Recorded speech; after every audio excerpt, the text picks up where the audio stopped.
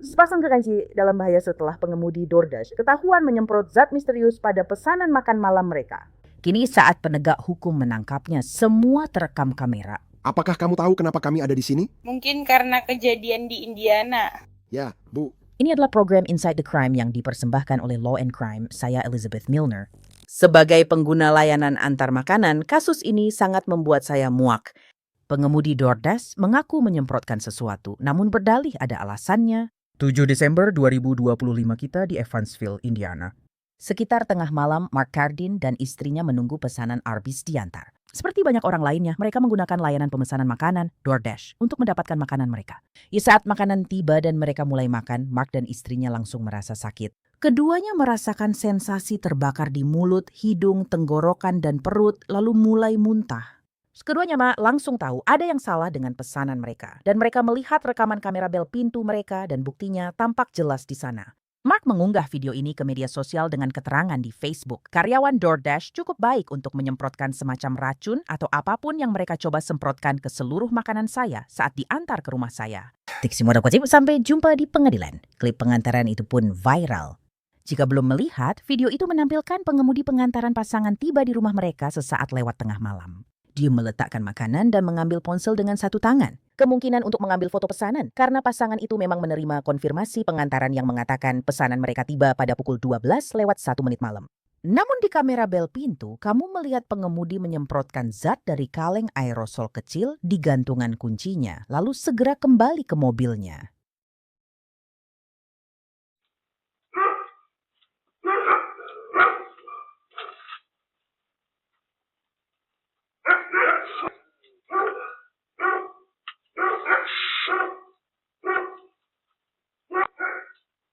DoorDash menanggapi video viral tersebut dalam sebuah pernyataan dengan mengatakan, kutip, "Kami sama sekali tidak mentolerir perilaku yang mengerikan seperti ini. Akses Dasher ke platform telah dicabut secara permanen dan tim kami siap mendukung penegak hukum dalam penyelidikan apapun." Mark dan istrinya juga melaporkan insiden itu ke kantor sheriff setempat. Selamat pagi semuanya.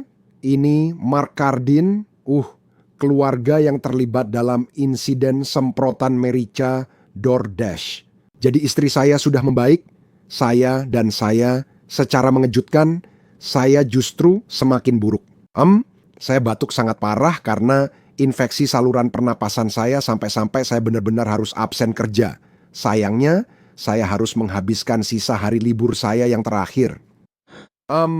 Karena semua batuk saya dan mungkin juga karena cara saya bernapas, entahlah. Saya telah menarik semua otot di bagian tengah tubuh saya, termasuk di sekitar sisi-sisinya. Jadi, saya akan pergi ke dokter utama saya sekarang untuk memeriksakan kenapa infeksi saluran pernapasan saya jadi jauh lebih parah dan kenapa semua otot di bagian tengah tubuh saya tertarik, mungkin lagi-lagi karena batuk. Saya sering ditanya jutaan orang, apakah saya sudah atau akan mencari pengacara? Tidak, saya tidak tahu. Saya tidak tahu harus bagaimana. Jadi, saya membuat video ini untuk memberitahu semua orang bahwa saya sedang dalam perjalanan ke dokter. Dan jika Anda seorang pengacara atau Anda tahu seorang pengacara yang bersedia membantu kami dalam kasus ini, tolong hubungi saya. Saya akan memberi kabar terbaru kepada semua orang nanti ketika saya kembali dari dokter utama saya dan memberitahu semua orang apa yang sedang terjadi. Sampai jumpa nanti. Saya hanya ingin memberikan kabar terbaru. Detektif Sheriff Vanderburgh County, Indiana, memeriksa catatan DoorDash dan menemukan pengemudi bernama Courtney Stevenson, 29 tahun. Tapi kemudian muncul sedikit masalah. Courtney dilaporkan tinggal di Kentucky, jadi para penyelidik menelponnya dan setuju untuk melakukan wawancara langsung. Kantor sheriff mengatakan bahwa selama panggilan telepon awal itu, dia memberitahu mereka bahwa dia sedang berada di Evansville, Indiana, mengunjungi ayahnya. Saat kunjungan, dia juga akan melakukan pengantaran. Courtney diduga mengakui telah menggunakan semprotan merica, tetapi dia mengklaim bahwa itu bukan untuk menyemprotkan makanan dengan semprotan merica. Sebaliknya, itu dipakai menyemprot laba-laba yang dilihatnya saat mengantar. Dia bilang ke detektif bahwa dia sangat takut laba-laba, tapi para penyelidik tampaknya tidak percaya padanya. Kantor Sheriff Vanderburgh County melaporkan suhu terendah semalam di wilayah mereka sekitar 35 derajat. Laba-laba luar ruangan dilaporkan tidak aktif dan tidak akan mampu merayap di permukaan terbuka dalam cuaca seperti itu. Jadi sepertinya para detektif ingin berbicara lebih lanjut dengan Courtney. Wawancara sudah dijadwalkan, tapi dia menelepon kantor sheriff dan mengatakan tidak akan datang sehingga surat penangkapan dikeluarkan. Hari ini, 12 Desember 2025 lewat pukul 10.30 pagi dan ironisnya, ada seseorang di depan pintu Courtney. Apa kabar dari kantor sheriff? Kamu Courtney? Iya, saya Pak. Ya, saya perlu bicara sebentar denganmu, oke? Keluar dulu. Apa kamu bawa kartu tanda penduduk? Iya, saya bawa. Ada orang lain di sini bersamamu, Courtney. Sendirian di sini, tahu alasan kami di sini? Mungkin karena kejadian di Indiana itu, Iya, Bu. Tolong kecilkan volume radionya. saya tidak bisa. Sebenarnya saya tadi... Saya janji menemui mereka hari ini. Oke. Aku sedang bersiap menyiapkan semuanya. Sam 123456998.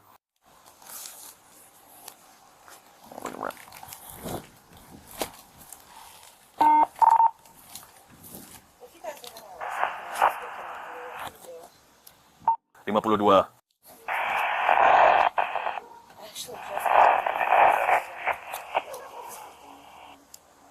4012.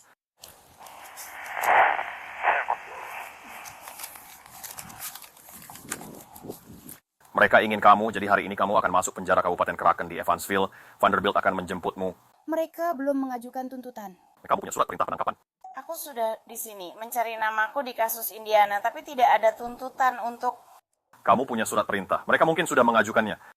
Surat penangkapan Courtney cukup serius karena tinggal di Kentucky, ia harus dipenjara hingga diekstradisi ke Indiana. Kamu akan ditangkap sebagai buronan dari... Oke? Kamu fikir tidak Gardner Shield? Kamu akan ditahan karena itu. Oke? Kamu bisa duduk di penjara kami selama yang kamu inginkan. Kamu tak wajib cuma melepas ekstradisi, tapi kami bisa menahanmu hingga 6 bulan. Jika kamu melepas ekstradisi, kamu bisa kembali ke sana lebih cepat. Untuk mendapatkan jaminan. Mereka akan memberi jaminan saat itu. Masuk akal bagimu? Jadi itu terserah padamu, itu hakmu. Apapun yang ingin kamu lakukan, jika kamu tidak ingin melepaskan ekstradisi, kamu tidak harus melakukannya. Tapi nanti dalam 6 bulan mereka akan menerima atau mengambil surat perintah gubernur, jadi mereka akan tetap menangkapmu, bagaimanapun caranya. Tapi itu banyak dokumen yang harus diurus. Kamu harus menunggu lama di sini, jadi semakin cepat melepaskan ekstradisi lebih baik. Oh, jadi TV saya tahu kamu tadi menyebutkan soal membawa, memakai, mengenakan pakaian dalam untuk masuk penjara karena kita berdua laki-laki. Jadi jelas saya tidak bisa masuk ke sana bersamamu dan mengawasi kamu berganti pakaian.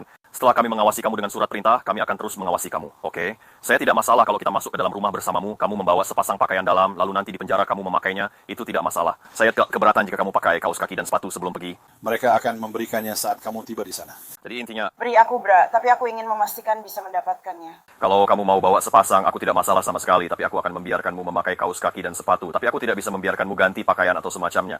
Kita harus awasi waktumu. Dan soalnya karena kita sama-sama laki-laki, kita tak akan melakukannya. Jika kamu mau masuk, kita akan menemanimu. Tidak apa-apa. Tidak ada anjing, kan? Tidak ada siapa-siapa di sini, benar? Tidak, hanya kita saja. Oke. Sedikit berantakan.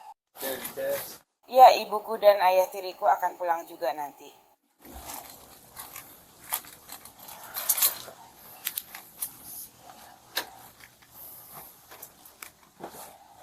Ya. Kamu baik-baik saja, bro.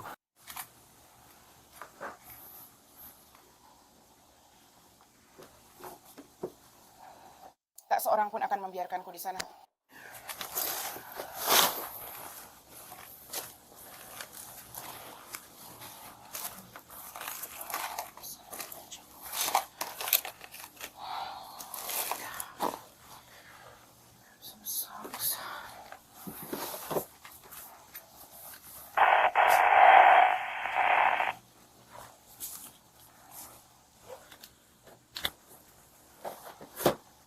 Berapa lama hingga mereka menjemput dan membawaku ke sana?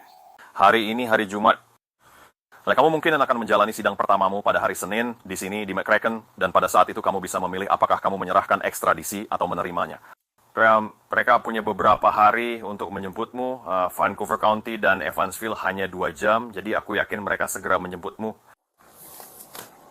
Apakah itu masuk akal?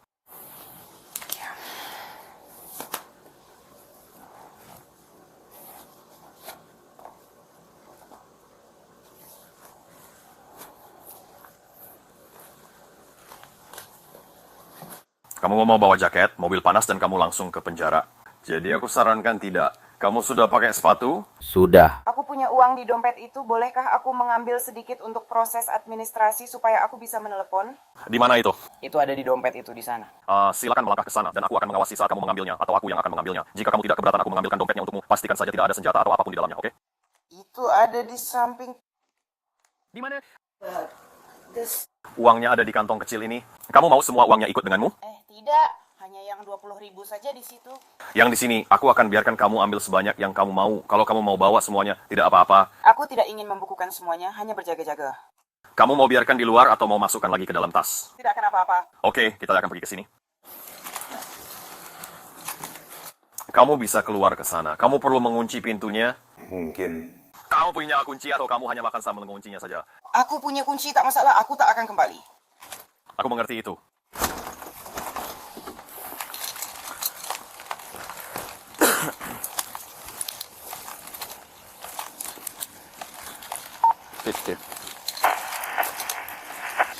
Tetaplah di belakang van itu.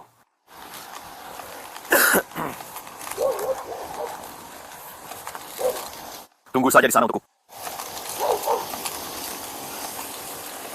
Did it confirm that extra or not?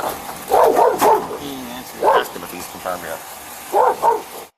Karena dia tidak bekerja di sana.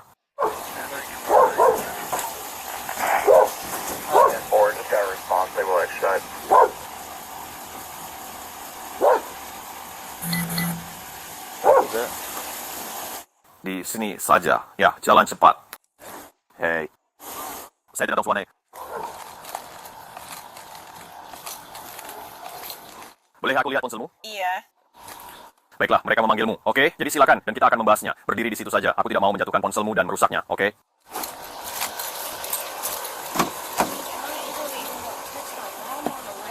Tidak, kamu bisa menelepon untuk sampai ke penjara. Oke, letakkan tanganmu di belakang punggung untukku.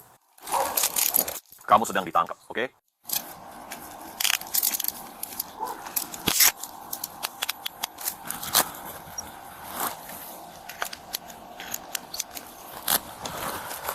hanya alat pendeteksi logam. Kebijakan saya, kita cukup memakainya untuk memastikan kamu tidak membawa apa-apa, oke? Tidak ada logam, tidak ada senjata, tidak ada narkoba, tidak ada batang besi, tidak ada yang seperti itu. Baiklah, ayo ke sini untuk saya. Kita akan duduk di belakang sana.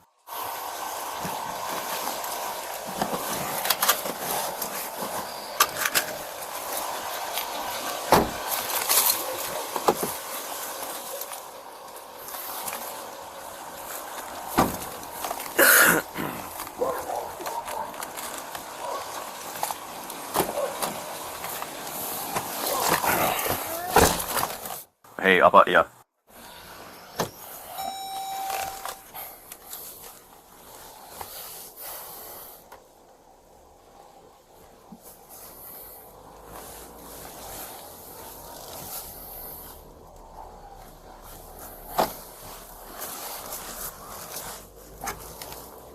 On 10th screen break knowledge. Good.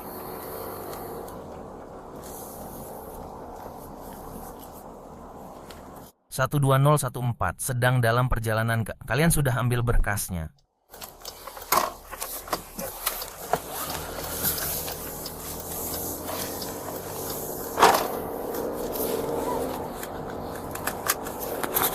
Courtney Stevenson didakwa dengan 2 tuduhan penganiayaan yang mengakibatkan cedera sedang, kejahatan tingkat 6, dan 2 tuduhan merusak produk konsumen, kejahatan tingkat 5.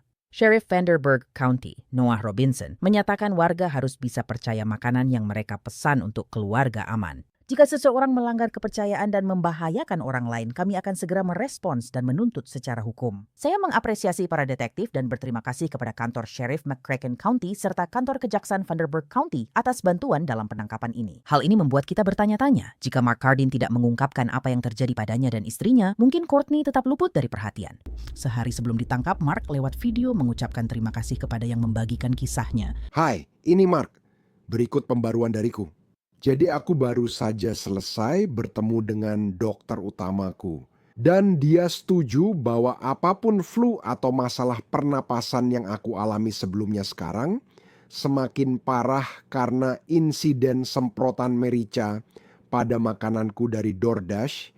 Jadi dia langsung memberiku beberapa dokumen yang menyatakan bahwa dia telah memeriksaku hari ini. Dia memberiku beberapa obat untuk membantu sistem pernapasanku, kamu tahu, supaya bisa normal lagi, semoga saja, dan membuatku merasa lebih baik, serta membuat tenggorokanku terasa lebih baik. Dan memberiku beberapa obat untuk membantu punggung dan paru-paruku atau, kamu tahu, punggung dan semua ototku karena terlalu banyak batuk. Aku hanya ingin memberitahu semua orang bahwa aku sudah ke dokter. Seseorang belum bisa disebut benar-benar sehat tanpa mengetahui kondisi sebenarnya. Namun, dia yakin obat yang diberikannya akan mengeluarkan semua ini dari tubuhku dan membuatku sembuh. Aku akan unggah pembaruan lagi di sini dalam beberapa hari. Sampai saat itu, jaga diri dan jika pesan makanan, pastikan cek kamera kalian. Hey, aku baru membagikan ini di TikTok dan ingin membagikannya di sini juga. Kalian tahu, dengan semua yang terjadi, aku rasa ini tidak akan sejauh ini kalau bukan karena kalian semua yang membantu aku. Semua orang di Facebook, Instagram, TikTok, kalian semua sudah membagikan ini, berkomentar. Aku sudah dihubungi oleh orang-orang yang tidak aku kenal. Aku juga dihubungi oleh media berita. Aku sudah menerima telepon. Aku sudah menerima email. Aku juga mendapat telepon dari orang-orang yang sudah 10 tahun tidak aku temui. Jadi aku ingin berterima kasih kepada semua orang yang telah membantu menyebarkan informasi ini agar orang ini bisa diadili.